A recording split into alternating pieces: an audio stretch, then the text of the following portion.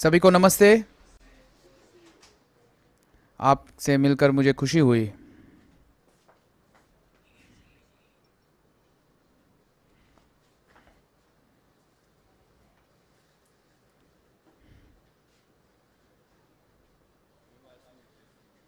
आइए हम बाइबल को पढ़ेंगे। हम लेवी के 4 अध्याय को खोलेंगे।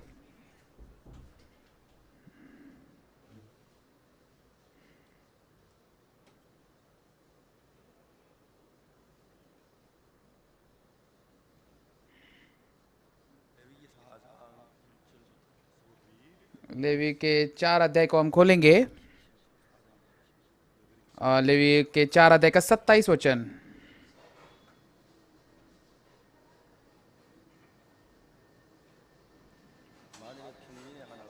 यदि साधारण लोगों में से कोई अज्ञानता से पाप करे, अर्थात कोई ऐसा काम जिसे यहोवा ने मना किया है करके दोषी हो और उसका वह पाप उस पर प्रकट हो जाए,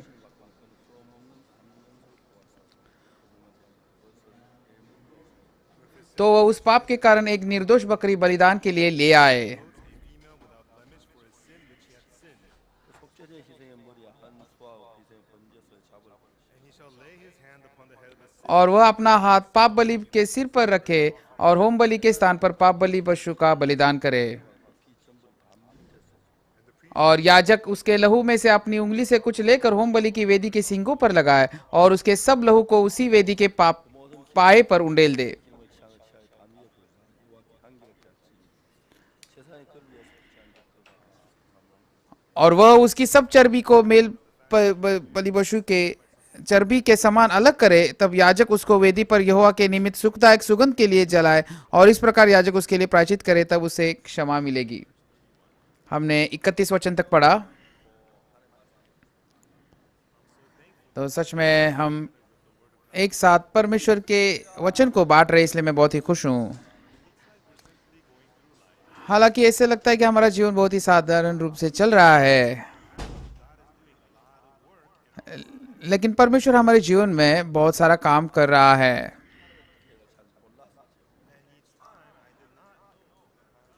तो हमेशा मुझे परमेश्वर की योजना जो थी मुझे नहीं पता थी,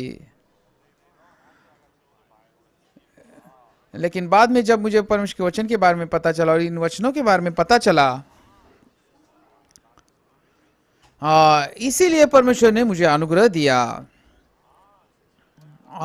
ये परमेश्वर मुझे इसके द्वारा सिखाना चाहता था। तो जब मुझे इन बातों का मैंने आविष्कार किया, मैं सच में बहुत ही परमेश्वर के धन्यवादित हुआ, जो मैं शब्दों में बयान नहीं कर सकता। हम सभी लोग परमेश्वर के अनुग्रह में हैं।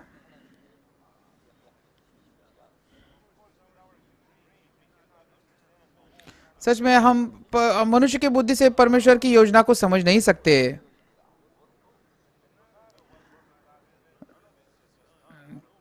तो मतलब ऐसे कोई काम नहीं है जो बिना परमेश्वर का होता है। तो मैं जब चर्च में जाता था तो सबसे ज्यादा मैं धन्यवाद किस चीज के लिए था? तो बाइबल में हम देख सकते हैं कि परमेश्वर ने उसका पूरा मन उंडेला हमारे पाप को धोने के लिए। और सच में हमारे पाप को धोकर कितना परमेश्वर हमें करीब लेना चाहता था। और सच में परमेश्वर कितना हमारे अंदर काम करना चाहता था। जब मैं इनके बारे में सोचता हूँ, सच में मैं बयान नहीं कर सकता कि मैं कितना खुश हूँ।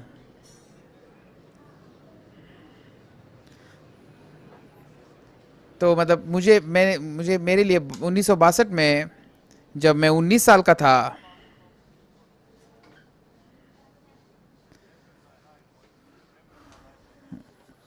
तो मेरे जीवन में मैं इतना अंधकार में नहीं था। वो बहुत ही मेरे लिए तकलीफ भरा समय था। तो जब मैं मेरे जीवन में पीछे देखता तो मैं सोचता हूँ कि सच में परमेश्वर ने क्यों मुझे उस अनुग्रह से चलाया। तो मेरे अंकल है जो जिन्होंने कंस्ट्रक्शन कंपनी वो काम करते थे जापान में। तो पैसिफिक के युद्ध में मेरे अंकल काम करते थे, और युद्ध खत्म होने के बाद तो मेरे अंकल जो है वो जापान से वापस नहीं आए, बल्कि हिरोशिमा में वो वहीं पर रह गए और वहाँ पर एक कंस्ट्रक्शन कंपनी में वो काम करते रहे।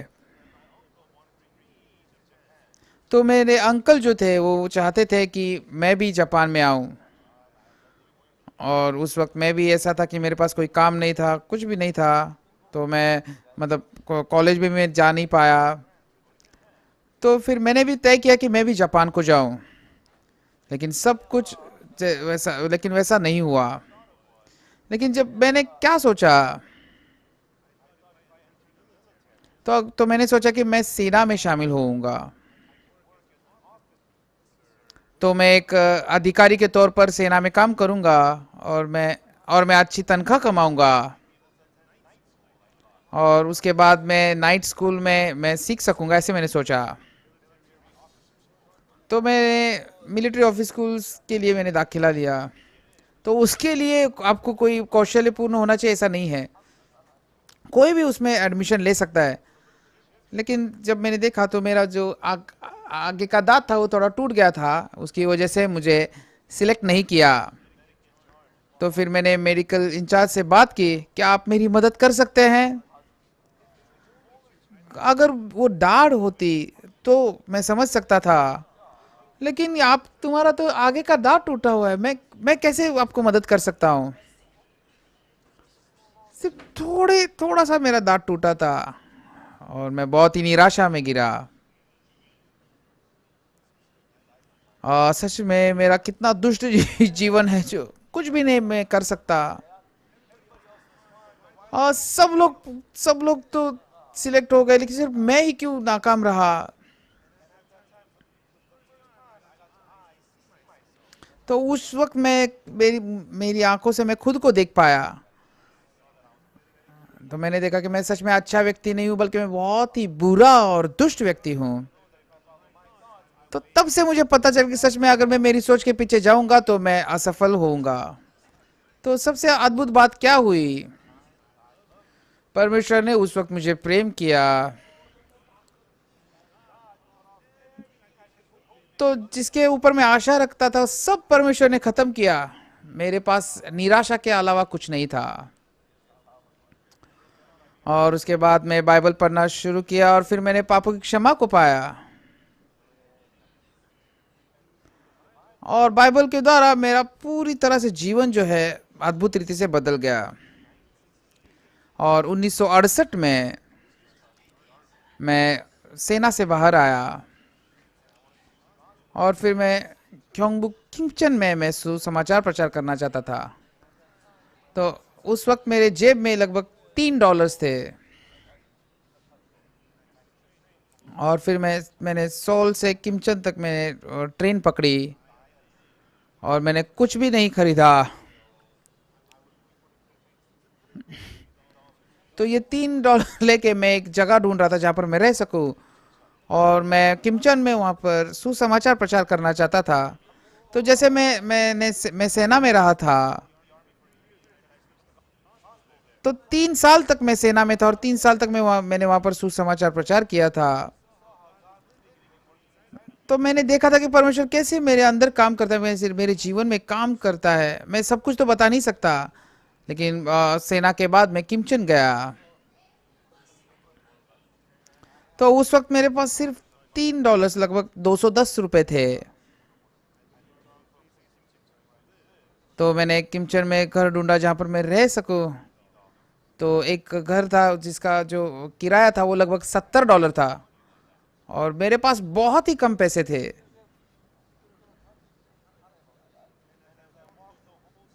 तो जैसे मैं किमचन के मैं रास्ते से चलता था, तो मैं परमेश्वर से बात करता था, परमेश्वर वहाँ पर एक कैफ़े है, वहाँ पर एक टेलर की दुकान है, वहाँ पर एक बुक की दुकान है, वहाँ पर रेस्टोरेंट भी है। परमेश्वर देखो, इस दुनिया के भगवान भी लोगों को उनको जो चाहिए वो देते हैं। मैं तो परमेश्वर आपका सेवक हूँ। मैं तो सुसमाचार के लिए जीना चाहता हूँ, तो क्यों आप मुझे रहने के लिए जगह नहीं देते? हालांकि मेरे पास पैसे नहीं है।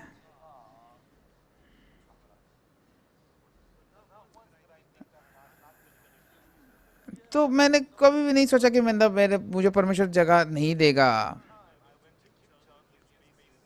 तो जब भी मैं किमचन गया, मैं हमेशा जगह ढूंढता था। तो मैं तो फिर मैं किमचन से आपको दूंगा गया, और फिर मैं एक बस में बैठा, और एक व्यक्ति मेरे पास आकर बैठा। तो मतलब मेरी इंग्लिश और उनकी कोरियन मतलब लगभग एक जैसी थी। तो हमने बात करना शुरू किया। तो मैंने पूछा, आप कौन से देश से हैं? तो उन्होंने कहा कि मैं इंग्लैंड से हूँ। तो आप कोरिया यहाँ पर क्यों आए हैं? हाँ, मैं मिशनरी हूँ। हाँ, आपसे मिलकर खुशी हुई। अभी आप कहाँ जा रहे हैं? मैं अभी सफ़र कर रहा हूँ। क्या आप मिशन ट्रिप पर है? नहीं नहीं नहीं, मैं सिर्फ घूमने आया हूँ। मुझे बहुत गुस्सा आया। आप कैसे मिशनरी हो? आप आप सिर्फ घूम रहे और सुसमाचार प्रचार नहीं कर रहे? हाँ, सच में आप बहुत भ्रष्ट है, ऐसे मैंने कहा। आप चले जाओ वापस इंग्लैंड। हाँ, ऐसा कैसा मिशनरी हो सकता है जो सुसमाचार प्रचार करने के बजाय घूमने के लिए आया है? और तो सच में वो इंग्लैंड के थे, तो मतलब बहुत ही जेंटलमैन की तरह थे। तो मैं उनसे कह रहा था कि तुम चले जाओ, वापस चले जाओ। और वो चुपचाप मेरी सुन रहे थे।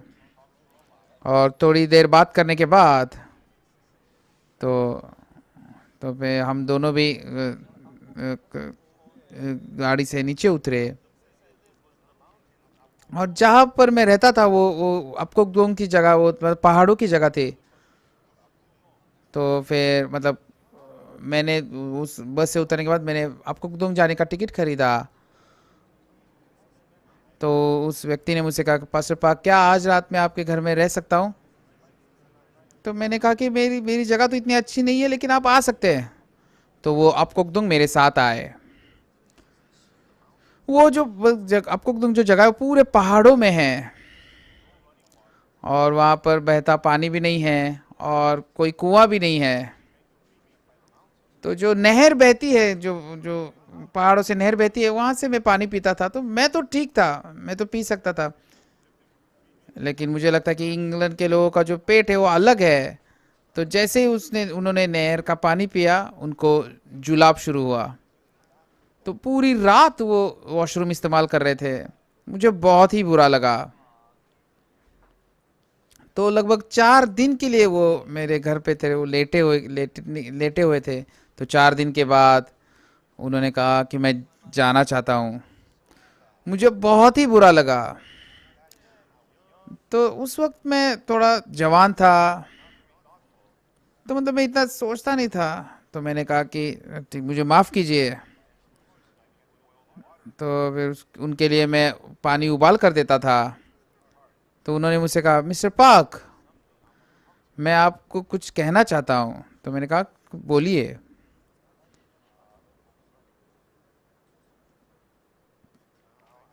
अभी तक मैं बहुत सारे पास्टर्स को और मैंने बहुत सारे मिशनरीज को मैं मिला हूँ, लेकिन मैंने किसी को भी ऐसे नहीं देखा जैसे आप जीते हैं। तो कृपया करके मैं मुझे इजाज़त दीजिए कि मैं आपके साथ एक थोड़ी समय के लिए रह सकूं। तो मैं हंसने लग गया। और मुझसे आप क्या सीखना चाहते हैं? लेकिन वो लगातार मुझसे दरख्वास्त कर रहे थे। तो मैंने उनसे कहा, एक समस्या है। क्या समस्या है? तो तुम आपको मिशन फीस आती है आपके देश से? तो उन्होंने कहा कि हाँ, आती है। तो मतलब मुझसे कुछ भी, कोई भी नहीं है जो मुझे मदद करता है। मैं सुसमाचार के लिए जीता हूँ। मैं अकेला हूँ, और परमेश्वर है जो मुझे खाने के लिए देता है। तो मुझे माफ़ कीजिए। वो बहुत बार मैं भूखा भी रहा हूँ। लेकिन अगर आपके पास अगर खाने के लिए कुछ है और मेरे पास अगर कुछ खाने के लिए नहीं है तो आप मुझे तो कुछ खाना देना चाहेंगे। तो अगर मैं आपके खाने के ऊपर अगर मैं आशा रखूंगा तो सच में एक परमेश्वर का सेवक होने के नाते ये मुझे अच्छा नहीं लगेगा। तो मैं आपको एक सलाह देता हूँ। तो हम आप और मैं बिल्कुल भी पैसे के मामले में कुछ भी काम नहीं करेंगे। अगर मैं मर भी रहूंगा तो भी आप मुझे कुछ खाना नहीं देंगे। और अगर मेरे पास हजारों रोटियां भी है मैं आपको एक भी नहीं दूंगा, ठीक है? तो उन्होंने कहा ठीक है। और फिर हम एक साथ मिलकर किमचन में सुसमाचार प्रचार करेंगे। तो मैंने उनसे कहा कि आप जाइए और किमचन में ढूंढ एक जगह ढूंढे। वो जाते समय बहुत ही खुश थे। लेकिन एक हफ्ते के बाद वो तो फिर से वो मुझे ढूंढते आए। हाँ मिस्टर पार्क, मैं आपसे कुछ कहना चाहता हूँ। मैं एक जगह के लिए किमचन में एक जगह के लिए प्रार्थना कर रहा था और परमेश्वर ने हमें पैसे दिए वो घर खरीदने के लिए। मैं बहुत ही गुस्सा आया। हाँ, जब ये इंग्लैंड का व्यक्ति जब प्रार्थना करता है परमेश्वर क्यों तुरंत सुनता है, और जब ये कोरियन आदमी प्रार्थना करता है परमेश्वर क्यों नहीं सुनता? तो मैंने उनसे कहा, तो उन्होंने कहा क्या हम एक घर में नहीं रह सकते? तो हम एक साथ रहेंगे। तो मैंने बहुत सोचा इसके बारे में। आपने जगह के लिए प्रार्थना की थी तो परमेश्वर आपको जगह देना चाहता, तो इसमें समस्या क्या है? तो मुझे उनसे उनके साथ एक साल के लिए रहना था।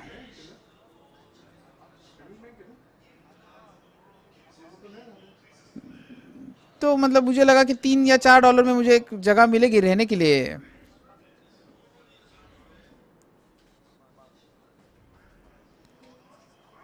तो मतलब बहुत ही अच्छे जो घर थे वो लगभग $200-300 उनका किराया था। तो हमारे पास ऐसे पैसे थे तो मैं परमेश्वर के प्रति बहुत धन्यवादित हुआ। तो जैसे मैंने जीवन जिया,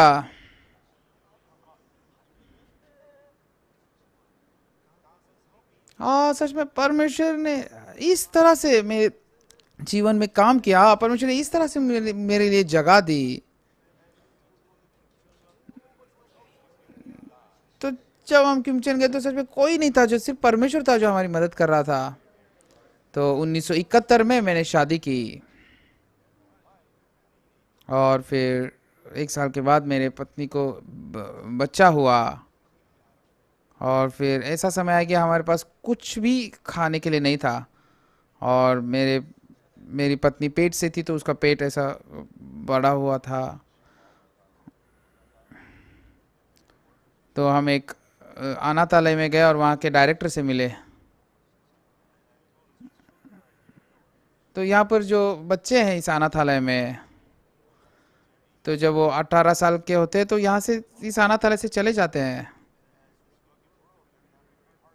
और इस बहुत ही दुष्ट दुनिया में वो बहुत ही कठिन समय बिताएंगे। तो मैं उनसे कुछ नहीं पूछूंगा। मैं सच में मुझे समझ दीजिए कि ताकि मैं इन अनाथ बच्चों को मैं कुछ सुसमाचार प्रचार कर सकूं। तो सिर्फ एक एक हफ्ता दीजिए वो विश्वास मुझे इनको सिखाने के लिए। तो जो अनाथालय के डायरेक्टर थे मुझे उन्होंने देखा, उन्होंने कहा ठीक है। मैं बहुत ही खुश था। तो मेरी पत्नी जो पेट से थी वो उनको गाना सिखाती थी और मैं उनको वचन पढ़ाता था। तो जो अनाथालय के डायरेक्टर थे वो पीछे खड़े रहकर सुनते थे और फिर वो हमें लंच देते थे। मैं बहुत ही धन्यवादी था। और मतलब ऐसे पूरा टेबल खाने से भरा हुआ रहता था। मैं बहुत ही खुश रहता था और मैं और मेरी पत्नी बहुत ही आनंदी रूप से हम खाना खाते थे। तो पूरे दोपहर के खाने के बाद हमने फिर से प्रचार किया। फिर रात को फिर से उन्होंने हमें खाना दिया और फिर हमने 9 बजे तक फिर से प्रचार किया। तो जहाँ पर हम रहते थे वो जगह जो थी वो 6 किलोमीटर दूर थी। तो मतलब चलने के मामले में मेरी पत्नी अच्छे से नहीं चलती। तो मतलब थोड़ी देर चलने के बाद में जब मैं देखता तो मेरे साथ नहीं थी, वो नहीं रहती थी, वो हमेशा पीछे रहती थी। तो जैसे हम एक एक दिन करके जिए, कोई भी नहीं था जो हमारी मदद कर सके। लेकिन मैं बहुत ही धन्यवादित था कि परमेश्वर मेरे जीवन को ऐसे समय में भी परमेश्वर चलाता था। तो दूसरे दिन हमारे पास ब्रेकफास्ट खाने के लिए कुछ नहीं था। फिर से हम उस अनाथालय में गए, फिर लगभग 1 हफ्ते के लिए। हर रोज जैसे हम सुबह दोपहर का और शाम का खाना खाते थे तो हम बहुत खुश थे। तो सच में हमने देखा कि परमेश्वर हमारे जीवन की सुरक्षा करता है और परमेश्वर हमारी मदद करता है। मेरा जो बेटा है वो 1974 में वो पैदा हुआ। उस वक्त हम देगू में रहते थे। तो मेरा बेटा पैदा होने के एक दिन पहले हमारे पास ना पैसे थे, हमारे ना पास ना खाना था, कुछ भी नहीं था। जिस परमेश्वर पर मैं विश्वास करता हूँ उसने मुझे मदद की। तो हम तेगू में एक छोटे कमरे में रहते थे।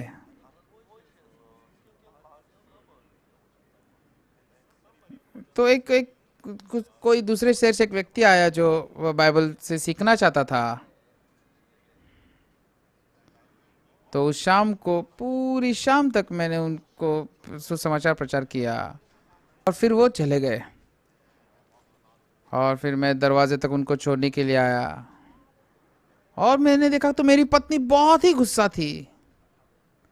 और तुम क्यों गुस्सा हो? हाँ, तुम जब सुसमाचार प्रचार करते हो तुम आसानी से कर सकते हो, क्यों तुम बेकार की बातें करते हो? हाँ, मैंने देखा कि हाँ सच में मेरी पत्नी शैतान है। हाँ, ये तो उसने तो उद्धार पाया, तो तुम गुस्सा क्यों हो रही हो? तो मैंने पूछा। तो मतलब वो समय क्या था कि उसका बच्चा पैदा होने वाला था। तो जैसे मैंने उसको पढ़ा मेरे मन में मुझे बहुत ही अद्भुत लगा। हमारे पापों को इस तरह से क्षमा किया गया है। तो लेवी व्यवस्था का 4 अध्याय वो पाप बलि पशु के बारे में बताता है।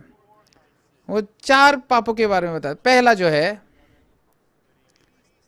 जब याजक के पास पाप होता है। दूसरा जो है जब पूरे इज़राइल की कलीसिया के पास पाप होता है। और तीसरा जो है कोई वंश अगर पाप करता है। और चौथा जो है अगर कोई एक इंसान, अकेला इंसान जब पाप करता है। तो ये 4 प्रकार के पाप उस वहां पर बताए गए हैं।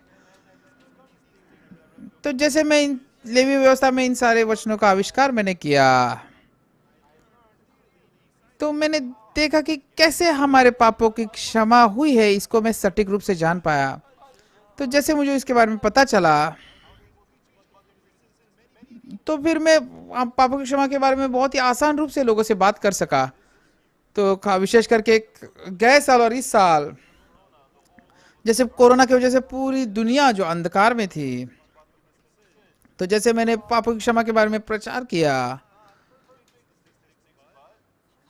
तो लगभग मैंने जो प्रचार किया उसको उसको 300 करोड़ लोगों ने ब्रॉडकास्टिंग के द्वारा, मतलब प्रसारण चैनल्स के द्वारा मेरे प्रचार को सुना। परमेश्वर सच में मैं कुछ भी नहीं हूँ, लेकिन सबसे अद्भुत बात क्या है कि परमेश्वर ने मेरे द्वारा काम किया। तो लेवी के 4 अध्याय के 27 वचन में, तो मतलब मैंने इसको अभी याद किया है। मैं बहुत ही धन्यवादित हूँ। यदि साधारण लोगों में से कोई अज्ञाता से पाप करे, अर्थात ऐसा कोई काम जिसे यहोवा ने मना किया है करके दोषी हो और उसका वह पाप प्रकट हो जाए,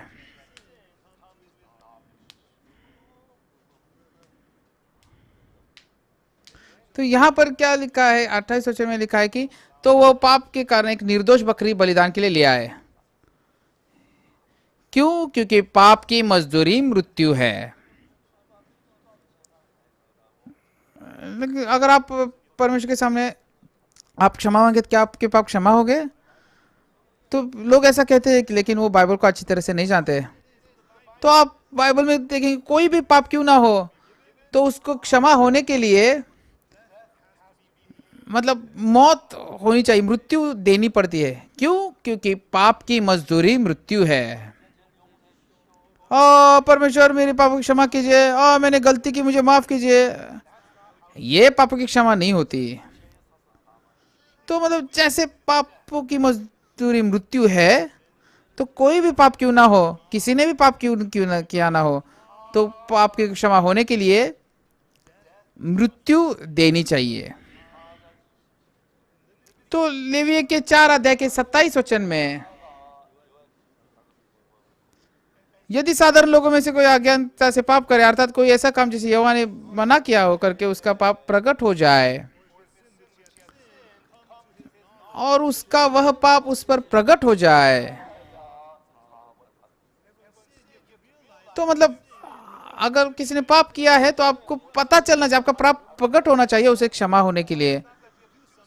तो इसलिए मतलब हमने कुछ नहीं करना उस पाप को क्षमा करने के लिए, क्योंकि पापों की मजदूरी मृत्यु है, मृत्यु देनी पड़ेगी। तो मतलब ऐसा कोई पाप नहीं है जो क्षमा नहीं होता, मृत्यु दिए बगैर क्षमा नहीं होता। तो एक मादा बकरी को लाकर बलिदान के लिए वो लाना पड़ेगा। क्यों? क्योंकि एक बलिदान आपने लाना पड़ेगा जो आपकी जगह, आपके पाप की जगह वो मरेगा। तो उसके बाद वो जो अर्पण है उसके बारे में, बलिदान के बारे में बताया गया है। और वो अपना हाथ पाप बलि के सिर पर रखे और होम बलि के स्थान पर पाप बलि पशु का बलिदान करे। तो यहाँ पर 29 वचन में, और वह अपना हाथ पाप बलि पशु के सिर पर रखे और होम बलि के स्थान पर पाप बलि पशु का बलिदान करे।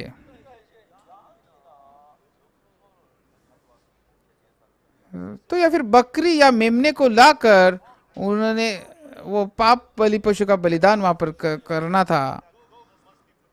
तो वो जो बकरी है उसको मारना होता था, तो क्योंकि उसके द्वारा वो जो पाप की कीमत थी चुकाई जाती थी। क्यों? क्योंकि पापों की क्षमा होने के लिए। तो उस पाप बलि पशु पर हाथ रखने के लिए, और क्यों हाथ रखा जाता था? तो मुझे माफ कीजिए, उस वक्त मुझे बाइबल नहीं पता था, मुझे नहीं पता था कि क्यों वो हाथ रखा जाता था। तो ज्यादातर कोई पास्टर बनाते समय हम हाथ रखते हैं, या फिर एल्डर बनाते समय हम हाथ रखते हैं, लेकिन इस बकरे के ऊपर क्यों हाथ रखा जाता है? क्या उसको पास्टर बनाने के लिए, क्या उसको एल्डर बनाने के लिए क्यों किए करते हैं? मैं समझ नहीं पाता था। लेकिन अगर आप यशायाह के 34 अध्याय के 16 वचन में क्या लिखा है, तो यहाँ पर ये लिखा है, यहोवा की पुस्तक से ढूंढकर पढ़ो, यहोवा की पुस्तक से ढूंढ कर पढ़ो, ऐसा लिखा गया है। तो मैंने बहुत ही विस्तार से इसको पढ़ा। तो यहाँ पर क्या लिखा गया है, इनमें से एक भी बात बिना पूरा हुए नहीं रहेगी, कोई बिना जोड़ा न रहेगा। तो मतलब यहाँ पर कुछ ना कुछ जुड़न है। तो मतलब कोई भी बात वहां पर क्यों वचन, कोई भी वचन क्यों ना हो, तो जो मैं नहीं समझता, तो उसकी जोड़ी जो है मुझे ढूंढनी पड़ेगी। तो बाइबल में बहुत सारी बातों के बारे में कहा गया है। तो एक बात क्या है, तो वो सब्त के दिन के बारे में बताया गया है। और पुराने नियम में कहा कि तुम सबके दिन को पवित्र रूप से पालो। तो आप 6 दिन तक काम करो और 7वां दिन सबका दिन कर समझ के पालो। तो कोई भी वो काम नहीं करेगा, ना तो सेवक, ना तो आपके मेहमान, कोई भी काम नहीं करेगा। वो सब के बारे में बात बताई गई है, वो व्यवस्था में आती है। तो जैसे वो जो सप्त दिन है उसकी भी जोड़ी है। तो जब लोग एक दिशा से उस सप्त को देखते हैं तो वो पूरी तरह से वो सप्त को नहीं देख पाते। तो हर एक वचन, वो हालांकि पुराने नियम में हो नए नियम में हो, वो एक कुछ ना कुछ इनके अंदर जुड़न है। तो मैंने 1971 में शादी की। तो मतलब मेरी पत्नी मेरी क्या है, मेरी जोड़ी है। कभी हम झगड़ा करते हैं, कभी हम मतलब पागलों की तरह झगड़ा करते हैं, लेकिन वो कौन है? वो मेरी पत्नी है। अभी हम दोनों भी बहुत ही बूढ़े हो चुके हैं। तो मैं रशिया, तो क्या एक वाइफ एक पत्नी? तो रशिया में मुझे किसी ने कहा कि तुम एक ही पत्नी के साथ रह सकते हो। तो मैंने कहा कि एक भी मतलब इतनी आसान नहीं है। लेकिन वो जो रशिया का व्यक्ति था वो समझ नहीं पाया, कैसे आप एक पत्नी के साथ रह सकते हो, मतलब सालों तक एक ही पत्नी के साथ। तो उस व्यक्ति ने मुझसे ऐसा कहा था। तो जैसे मैं मेरी पत्नी के साथ रहा तो बहुत सारी ये ऐसी वैसी चीजें हुई। लेकिन आपके पास मतलब पत्नी होनी चाहिए। तो मेरी पत्नी ने बहुत सारी अच्छी चीजें मेरे लिए की है, लेकिन सबसे अच्छी चीज क्या की है, उसने मुझे एक बेटा और मेरी बेटी दी है। मेरी जो बेटी है वो ग्राशा स्क्वायर की कंडक्टर है, और मेरा बेटा जो है वो न्यूयॉर्क चर्च में सुसमाचार प्रचार करता है। और मैं बहुत ही धन्यवादित हूँ। और सच में पत्नी होना बहुत ही अच्छा है। तो हालांकि इसके अलावा उसके पास बहुत अच्छी चीज़ें भी है। तो जब मेरे मुश्किल समय था, तो जब मैं बहुत ही तकलीफ में था, परमेश्वर था और मेरे पास परमेश्वर था। तो इन मुश्किलों के द्वारा मैं परमेश्वर का अनुभव कर सका। तो उस वक्त वो सिस्टर आई। तो लगभग इस बात को 50 साल हो चुके हैं। तो अभी भी मुझको वो बात याद है। सामूनी मैं बुसान के एक अस्पताल में गायनोकोलॉजी डिपार्टमेंट में मैं काम कर चुकी हूँ, और मेरे पास मैटरनिटी का लाइसेंस भी है। तो थोड़ी देर रुकिए। तो उस सिस्टर को हमारा घर भी नहीं पता था। तो सिर्फ एक ही हफ्ते पहले वो चर्च आना उसने शुरू किया था। लेकिन उस वक्त मेरी पत्नी के साथ वो कुछ बात कहना चाहती थी, इसलिए वो इतनी सुबह हमारे घर पे आई थी। मुझे अभी तक नहीं पता कि वो उस सुबह क्यों आई थी। तो जब उसने मेरी पत्नी को देखा कि उसको मतलब पेट में दर्द हो रहा है और वो बच्चा पैदा करने वाली है, तो उसने कहा कि मैं अस्पताल में मैटरनिटी डिपार्टमेंट में काम करती हूँ, आप रुकिए। और वो बाहर भागते गई और वो बैग लेकर वापस आई। और उसके आने के बाद लगभग आधे 1 घंटे में मेरा बेटा पैदा हुआ। हाँ परमेश्वर, आप हमें इस तरह से आप हमारी इस तरह से सुरक्षा करते हैं। हाँ परमेश्वर ने सच में हमारी सुरक्षा की। बहुत सारी चीजें हुई, हालांकि समस्याएं थी, लेकिन सारी समस्याओं में परमेश्वर मेरे साथ था। तो एक चीज थी जो परमेश्वर मुझसे कह रहा था। तो बाइबल के द्वारा कैसे हमारे पापों की क्षमा हुई, कैसे पापों की क्षमा पाई जाती है। तो बाइबल के द्वारा परमेश्वर ने मुझे ये बात बहुत ही सटीक रूप से सिखाई। तो हालांकि आज बहुत सारे लोग चर्च जाते हैं, लेकिन वो बिल्कुल नहीं जानते कि कैसे हमने पापों की क्षमा पाई। वो पश्चाताप करते हैं, वो क्षमा मांगते हैं, वो प्रार्थना करते हैं, लेकिन जब मैं ये देखता हूँ मुझे बहुत ही बुरा लगता है। लेकिन बाइबल में बहुत ही सटीक रूप से ये लिखा गया है कि वो ये चीजें कैसी है। और जैसे परमेश्वर ने क्या किया, तो परमेश्वर ने हर एक वचन ऐसे बनाए जिसकी जोड़ी है, तो उसके उसमें उसको आप सीख सकते हैं। तो बाइबल में यीशु ने सबके दिन काम किया। उसने एक बीमार को ठीक किया सबके दिन। तो मतलब शिष्यों ने कुछ गेहूं लाया और उन्होंने गेहूं को खाया, तो वो सबका दिन था। तो हम इज़राइल देखने गए थे, तो सिक्योरिटी गार्ड ने कहा था नहीं आप तो फोटो नहीं निकाल सकते, आज सबका दिन है। तो शटर मतलब कैमरे का बटन दबाना ये काम है, तो सबके दिन आप फोटो नहीं निकाल सकते, ऐसा उसने कहा। लेकिन हमारे जो भाई है बहुत ही होशियार है, तो मतलब मैं इतना होशियार नहीं हूँ, लेकिन तो उन्होंने कैमरा चालू रखा और सिर्फ ऐसे उन्हें कंधे पर लटकाया और अपने आप उन्होंने सब रिकॉर्ड किया। बहुत ही मज़ेदार था। तो मतलब आप सबके दिन काम नहीं करते, ये सब का अर्थ है। तो कोई भी आपने बोझ नहीं उठाना था, वो उठाना है। तो शुक्रवार के शाम को सबका दिन शुरू होता है। तो जैसे ही शुक्रवार के शाम को सूरज ढलता है, सबका दिन शुरू होता है। तो जो सारे उस वक्त के जो दास थे वो सारे अपने बोझ को नीचे रखते थे, हाँ ये सबका दिन है। तो बाइबल हमें क्या कहती है? तो अगर आपको सबके बारे में अगर सटीक रूप से पता चलेगा, तो सिर्फ सबके बारे में सिर्फ मत पढ़िए, तो तो दूसरे दृष्टिकोण से भी उसकी जोड़ी हमने ढूंढी है। सबका दिन जो है उसकी जोड़ी क्या है, तब आप सटीक रूप से जान सकते हैं कि सबका दिन क्या है, सब मतलब क्या है। तो वो कुलुसियों के 2 अध्याय में मुझे वो उस वचन की जोड़ी मिली। तो आइए 2 अध्याय का 16 वचन खोलें। कुलुसियों के 2 अध्याय का 16 वचन।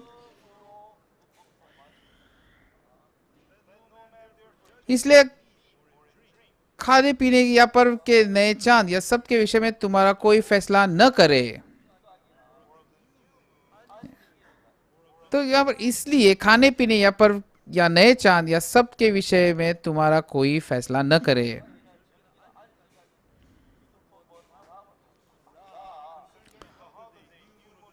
तो मतलब वो खाने का पीने का हो, पर्व का हो या नया चांद का हो, जो कुछ भी कोई भी फैसला न करे, क्योंकि ये जो चीजें ये असली चीजें नहीं है, ये छाया है, ऐसे कहती है। क्या आपके इंग्लिश में बाइबल में ऐसा ही लिखा है? सही है। ये असली बात नहीं है, ये छाया है। तो इब्रानियों के 10 अध्याय के 1 वचन में क्या लिखा है?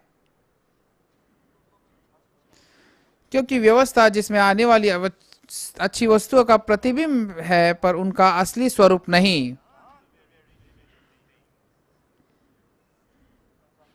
सही है ना? तो इब्रानियों के 10 अध्याय के 1 वचन में, क्योंकि व्यवस्था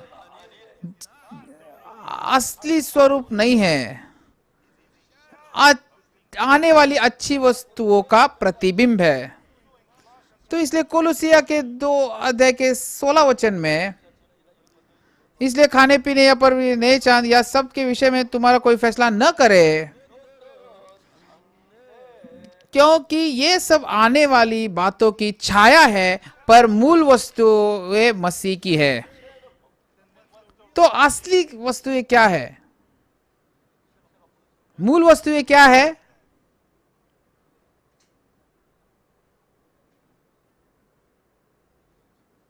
मसीह की है, यीशु की है।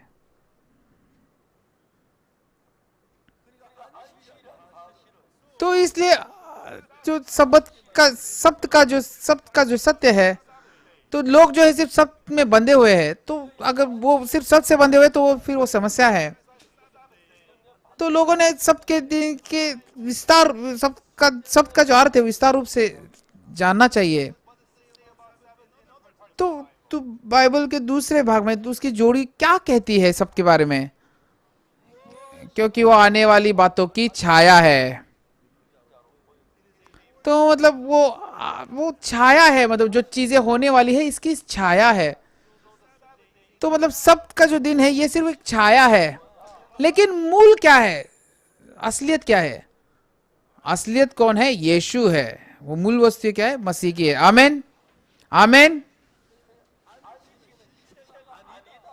तो इसलिए सब जो है वो असली नहीं है, वो एक छाया है। क्यों वो छाया है? किसकी छाया है? यीशु की छाया है। आमेन, आमेन कह सकते हैं आप? आमेन। तो यीशु ने क्या कहा? हे कष्टी लोगों, तुम मेरे पास आओ, मैं तुम्हें विश्राम दूंगा, मैं तुम्हें विश्राम दूंगा। आमेन, आमेन। तो जो सबका दिन है, तो मतलब सबके दिन में असलियत में तुमने मतलब विश्राम नहीं करना है, वो तो सच असलियत में उसका जो अर्थ है वो विश्राम, जीवन का विश्राम है। तो जैसे इस शुक्रवार की शाम को जब सूरज ढलता था तो उस वक्त सबका दिन शुरू होता था। उसके बाद बेटा भी, पिताजी भी, दास भी, सब लोग अपना जो बोझ था वो नीचे रखते थे। वो सबका दिन है, तो कुछ भी काम नहीं करना है, सब ने विश्राम करना है। लेकिन वो तो एक छाया है, किसकी? यीशु की छाया है। तो यीशु ने कहा, हे परिश्रम करने वालों, बोझ से दबे हुए लोगों, मेरे पास आओ, मैं तुम्हें विश्राम दूंगा। ये एक छाया है, मैं तुम्हें विश्राम दूंगा, मैं तुम्हें पाप के बोझ को से निकाल दूंगा। तो वो सबका सच्चा अर्थ है। यीशु ने सबके दिन एक बीमार को ठीक किया, उसने काम किया।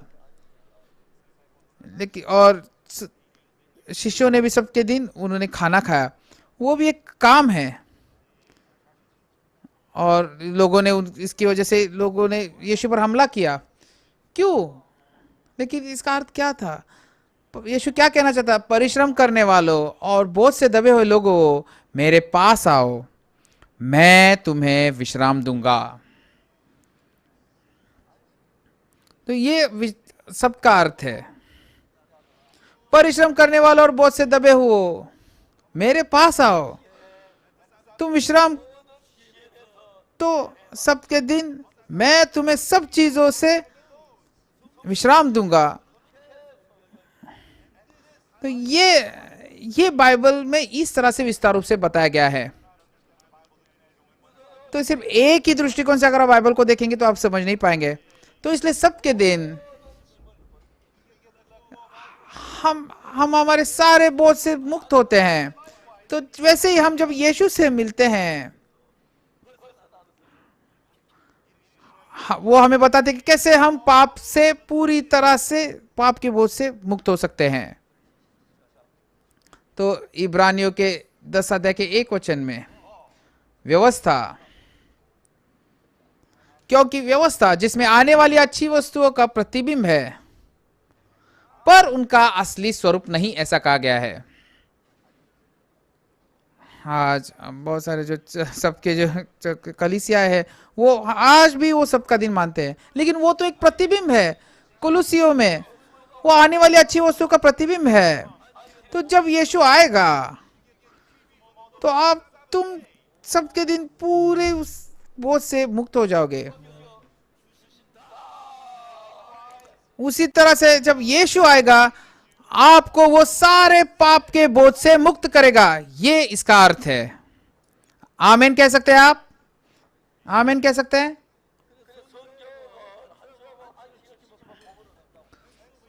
तो यहां पर बाइबल में लिखा है कि अगर आप सब रखेंगे तो आप आशीषित होंगे।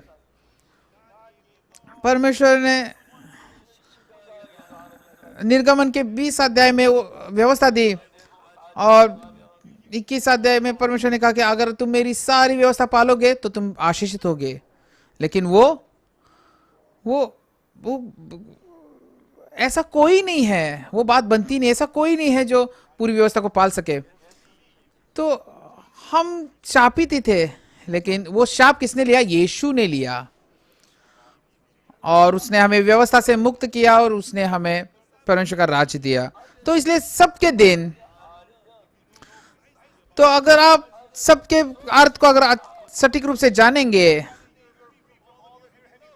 तो सबके दिन आप पूरे बोझ से मुक्त होते हैं। लेकिन वैसे ही अगर आप यीशु से मिलते हैं तो हमारे सारे पापों से वो हमें मुक्त करता है। ये इसका अर्थ है।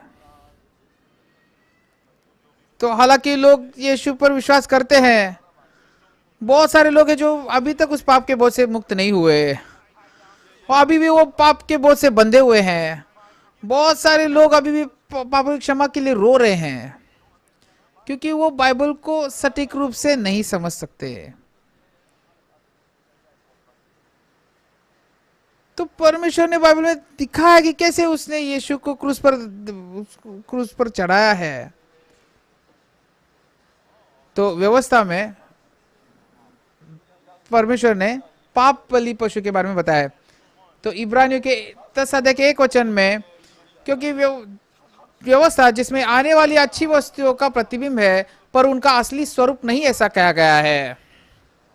आमीन।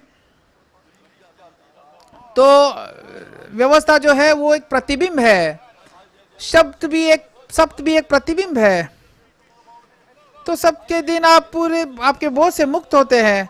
तो वैसे ही अगर आप यीशु से मिलते हैं जो सबका प्रभु है, आप पूरे पाप के बोझ से मुक्त होते हैं। ये इसका अर्थ है। आमीन, आमीन कह सकते हैं आप। सटीक रूप से बाइबल ये कहती है। तो यीशु जो है, तो यीशु के द्वारा हम लोग जो है पापों से मुक्त हो सकते हैं। लेकिन लगातार लोग अभी भी मेहनत कर रहे हैं सबका दिन पालने के लिए। एक बार मैंने एक किताब पढ़ी, वहां पर तो उसमें लिखा था सबके दिन के विषय में।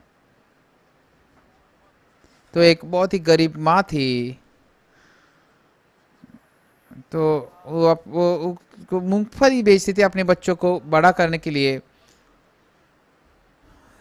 तो कॉलेज से ग्रेजुएट होने की जो आखिरी परीक्षा थी, तो वो सबके दिन की थी। तो वो शनिवार का दिन था, वो सबका दिन था। तो माँ चर्च नहीं जाती थी, लेकिन वो उसकी माँ चाहती थी कि वो परीक्षा दे। तो वो माँ बहुत ही बुरी रीति से चाहती थी कि वो परीक्षा दे, लेकिन वो जो विद्यार्थी था वो बहुत ही चिंता में था।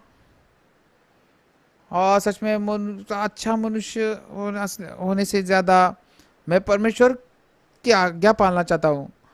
तो सबके दिन उसने परीक्षा नहीं दी।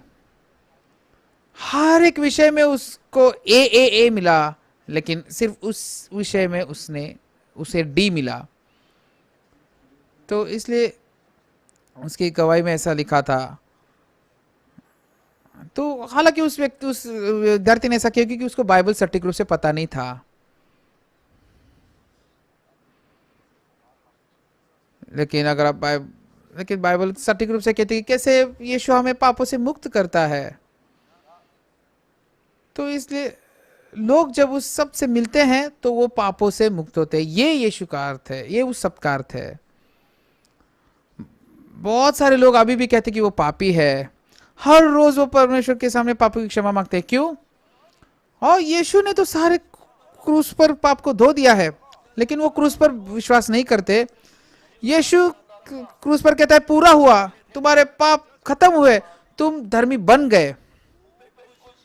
तो ये जो बात है बाइबल में बहुत जगह 100 जगह पर लिखी गई है, लेकिन लोग नहीं जानते। तो जो पुराने नियम में जो पाप बलि है, तो वो भी यीशु यीशु कैसे लहू बहाएगा उसका प्रतिबिंब है। तो एक मादा बकरी को जो निर्दोष है उसको लाया जाता है। तो आइए लेवियों की 4 अध्याय को हम खोलेंगे। उसके 29 वचन में क्या लिखा है? वह अपना हाथ पाप बलि पशु के सिर पर रखे। और मैं ये समझ नहीं सका।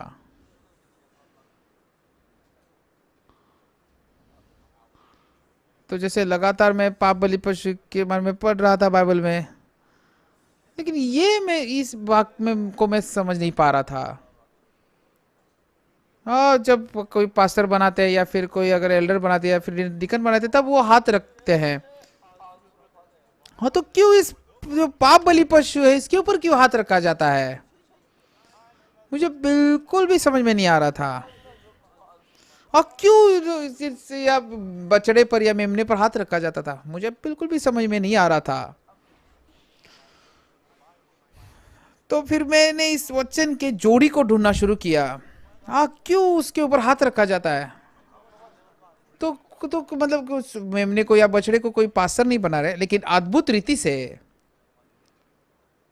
तो ये जो उलझन थी मेरे मन में लगभग 3 साल के लिए थी। तो 3 साल में मैंने बाइबल बहुत बार पढ़ा था, लेकिन मुझे समझ में नहीं आ रहा था। तो उसकी जो जोड़ी है, मैं लेवी व्यवस्था के 16 अध्याय में मैं जान सका। लेवी व्यवस्था का 16 अध्याय उसका 21 वचन। और हारून अपने दोनों हाथों को जीवित बकरे के ऊपर रखकर इजराइल के सब अधर्म के कामों और उनके सब अपराधों अर्थात उनके सारे पापों को अंगीकार करे और उनको बकरे के सिर पर धरकर उसको किसी मनुष्य के हाथ जो उसके काम के लिए तैयार हो जंगल में भेज के छुड़वा दे।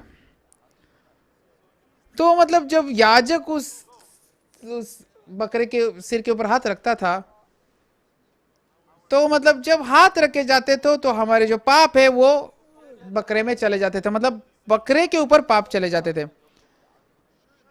तो इसलिए पाप बलि देने के लिए आपको हाथ रखना ही पड़ेगा। अगर आप हाथ नहीं रखेंगे तो आप फिर उसके आपके पापों की क्षमा नहीं हो सकती। तो जब आप हाथ रखते हैं, पाप जो है उस बकरे पर चले जाते हैं। और तब मुझे ये असलियत पता चली। मुझे बहुत ही बाइबल मजेदार लगने लगा। यीशु ने भी अपने ऊपर हाथ रखवा लिए। क्यों? मुझे नहीं पता था, लेकिन जब मुझे पता चला तो मत्ती के 3 अध्याय में,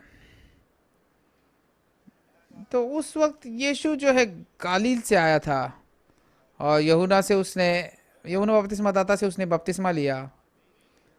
लेकिन यूहन्ना बपतिस्मादाता, तू मेरे पास क्यों आया है? तो यीशु ने कहा, तो इसको होने दे।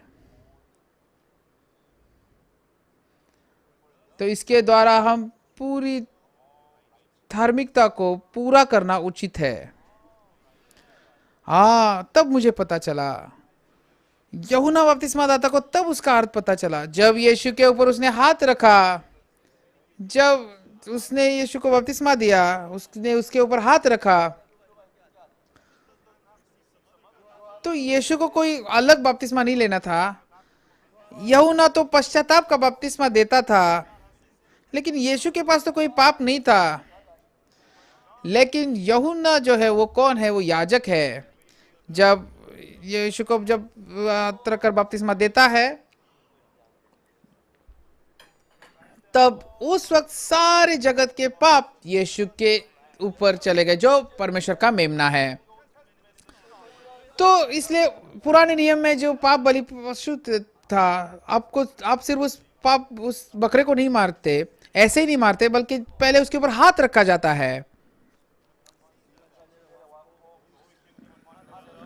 तो फिर उसके बाद जब यीशु का बपतिस्मा हो, तो पवित्र आत्मा जो है वो कबूतर के रूप में उतरा और आकाश में वाणी हुई, ये मेरा परम प्रिय पुत्र है और इससे मैं प्रसन्न हूं।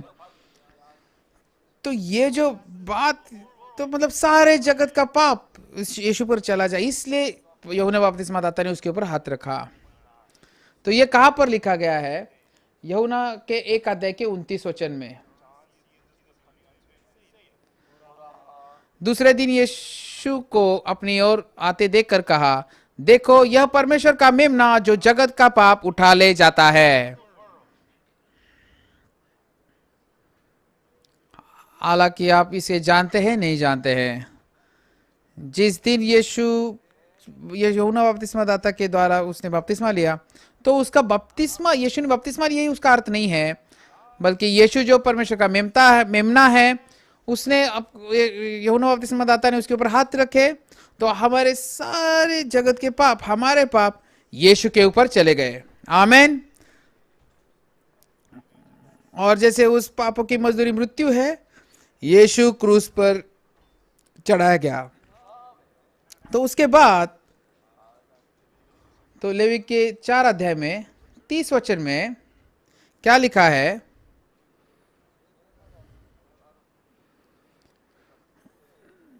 और याजक उसके लहू में से अपनी उंगली से कुछ लेकर होम बलि की वेदी के सींगों पर लगाए और उसके सब लहू को वेदी के पास पाए पर उंडेल दे।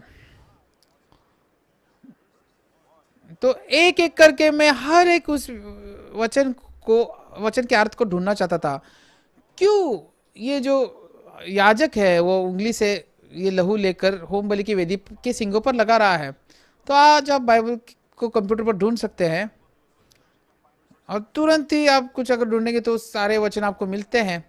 लेकिन उस वक्त हमारे पास कंप्यूटर नहीं था, तो मैं सिर्फ वचनों को ढूंढता था। क्यों यहाँ पर याजक उसके लहू में से अपनी उंगली से कुछ लेकर होम बलि की वेदी के सींगों पर लगाता था? तो यिर्मयाह के 17 अध्याय के 1 वचन में क्या लिखा है? तो ये जो वो कारण बताया गया है, तो यिर्मयाह के 17 अध्याय का 1 वचन क्या कहता है? यहां पर आप देख सकते हैं,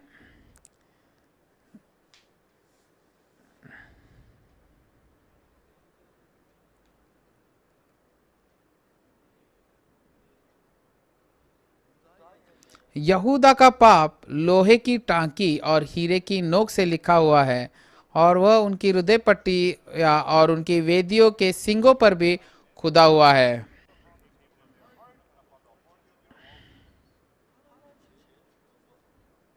तो परमेश्वर ने पाप जो है 2 जगह पर लिखे हैं। पहले जो परमेश्वर जिसको देख सकता है वो उस जगह पर, और दूसरा जो जिसको हम देख सके उस जगह पर। तो मतलब परमेश्वर के लिए, उसके लिए वो वेदी है, और उस वेदी पर सींग है। तो उस वेदी के सींगों पर हमारे पाप परमेश्वर ने लिखे हैं। क्यों? क्योंकि जब हम अर्पण लेकर आए, तो ये तुम्हारे पाप ऐसे ऐसे लिखे हुए हैं। तो परमेश्वर ने हमारे जो पाप है उस वेदी के सींगों पर लिखे हैं। लेकिन हम कैसे जाने कि हम पापी है? वो हमारे हृदय की पट्टियों पर लिखे गए हैं। तो इसलिए हम हमारे पापों को याद करते हैं। लेकिन उस वक्त बकरे को मारा जाता था, और उसके लहू को उस वेदी के सींगों पर लगाया जाना जो था, तो क्यों? क्योंकि जो पाप जो लिखा गया है, वो सींगों पर पाप लिखा गया है, उसको उस लहू के द्वारा मिटाया जाता था। आमेन, आमेन। तो इसे अगर ये आपने एक बात जाननी है, अगर आप स्वर्ग में जाएंगे, कहीं भी आपके पाप लिखे गए नहीं है। आमेन। तो आपके पाप लिखे गए हुए थे, लेकिन यीशु उसके लहू को लेकर जाकर स्वर्ग में जाकर, और स्वर्ग में के वेदी के सींगों पर उसने खुद के लहू को पूरी तरह से हमारे पापों को उसने लहू से ढक दिया।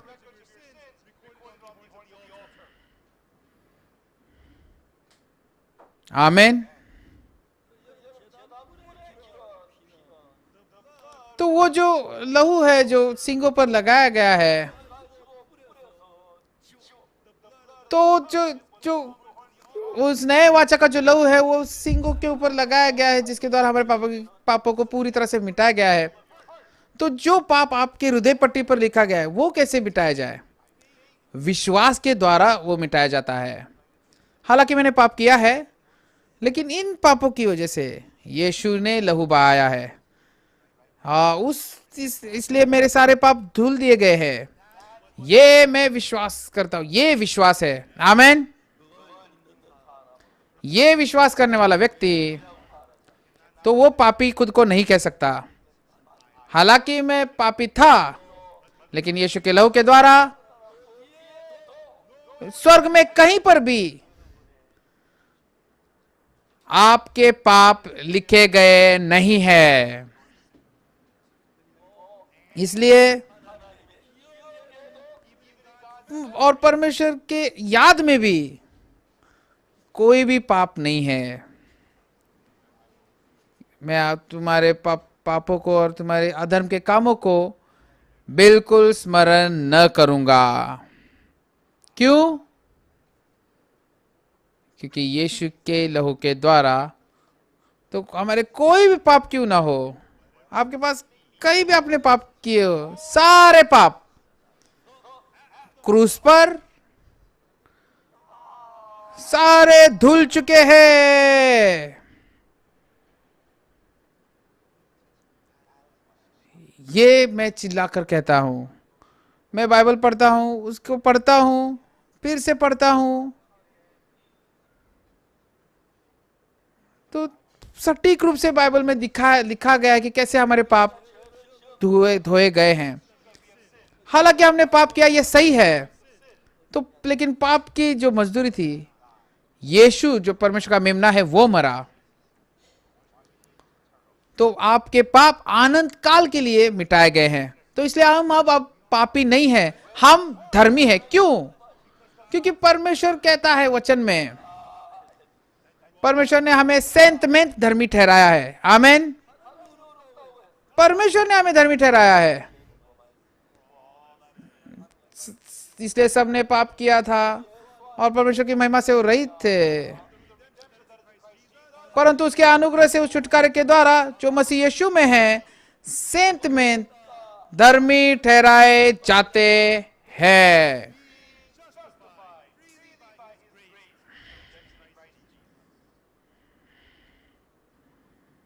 हम इस पर विश्वास करते हैं। परमेश्वर इस वचन में कहता है, मैं उनके पापों को और अधर्म के कामों को फिर स्मरण न करूंगा। तो हालांकि मेरे पाप बहुत ज्यादा थे, लेकिन एक भी नहीं रहा। सारे पाप यीशु के लहू के द्वारा धोए गए हैं। तो आप अभी आपके पापों की क्षमा बिल्कुल भी मत मांगिए, बल्कि कहिए, धन्यवाद परमेश्वर, आपने मेरे पापों को क्षमा किया। तो मैं इस बाइबल से बहुत प्रेम रखता हूं। तो शुरुआत में तो ज्यादातर मैं बाइबल को छोड़ता ही नहीं था। सिर्फ नहाते समय ही बाइबल मुझसे दूर रहता था। लगातार बाइबल मेरे पास रहता था, लगातार मैं उसको पढ़ता था।